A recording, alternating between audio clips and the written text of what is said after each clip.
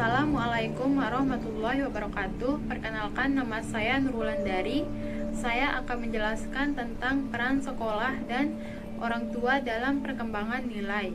Peran orang tua, menurut saya, orang tua sangat berperan penting dalam perkembangan anak. Anak akan tumbuh, berkembang, berperilaku baik atau tidak sesuai dengan didikan orang tua. Setiap orang tua menginginkan anak-anaknya tumbuh menjadi anak yang baik. Maka dari itu, orang tua selalu mendidik anaknya dengan baik dan tegas. Peran sekolah, selain orang tua di rumah, sekolah juga berperan dalam perkembangan nilai anak. Sekolah merupakan rumah kedua bagi anak untuk belajar. Sekolah bukan hanya berperan dalam mendidik, tidak hanya fisik, namun mental dan karakter anak. Assalamualaikum warahmatullahi wabarakatuh. Perkenalkan, nama saya Nuriski Julanti. Di sini saya akan menjelaskan tentang peran orang tua dalam menanamkan nilai. Sebagai orang tua, dalam membimbing dan mengasuh anaknya juga harus berdasarkan nilai-nilai ketauhidan yang diperintahkan oleh Allah Subhanahu wa Ta'ala, karena tauhid merupakan aspek yang mengarah kepada seluruh aspek kehidupan. Seluruh aspek dalam kehidupan hanya dipandu oleh satu keyakinan, yaitu tauhid. Penanaman pendidikan dalam aspek ini harus disertai dengan contoh yang konkret, seperti yang dicontohkan oleh kedua orang tua, baik melalui tutur kata maupun perbuatan yang bisa diterima oleh anak. Bismillahirrahmanirrahim. Assalamualaikum warahmatullahi wabarakatuh. Perkenalkan, nama saya Rani Haryani. Saya akan menjelaskan tentang peran orang tua dan sekolah dalam pengembangan moral terhadap peserta didik pada masa SNTP. Di sini, terlebih dahulu saya akan menjelaskan apa sih itu moral. Moral adalah ajaran tentang baik buruknya perbuatan dan perilaku akhlak yang dimiliki semua orang. Karena seorang yang dianggap bermoral apabila orang itu menerima serta melakukan peraturan yang berlaku dan bersikap atau memiliki tingkah laku yang sesuai dengan nilai-nilai moral yang dijunjung tinggi di lingkungannya. Pada masa SNTP, peserta didik sudah mulai bersikap sopan dan santun kepada orang yang lebih tua, baik dalam sekolah maupun luar sekolah. Orang tua dan sekolah sangat dibutuhkan dalam berperan dengan cara menciptakan komunikasi yang humoris terhadap peserta didik tersebut. Karena itu yang akan menjadi modal penting dalam membentuk moral yang lebih baik lagi. Seperti contohnya, moral yang diajarkan kepada anak misalnya berbuat baik dan patuh pada orang yang lebih tua, memelihara hak yang lain, dan peserta didik juga harus memelihara kebersihan, baik itu tutur kata maupun tingkah laku seperti sopan pada orang yang lebih tua.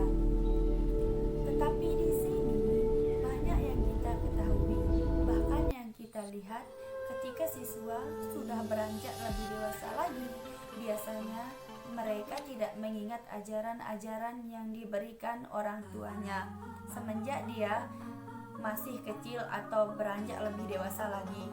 Maka dari itu, sekolah harus tetap meningkatkan keimanan dan ketakwaan maupun menetapkan peraturan-peraturan yang ada di sekolah agar siswa tersebut menjadi siswa yang lebih baik lagi dan sopan santun kepada orang tua, dan siswa tersebut menyumbangkan jiwa yang lebih baik lagi. Assalamualaikum warahmatullahi wabarakatuh. Perkenalkan, nama saya Purnamasari.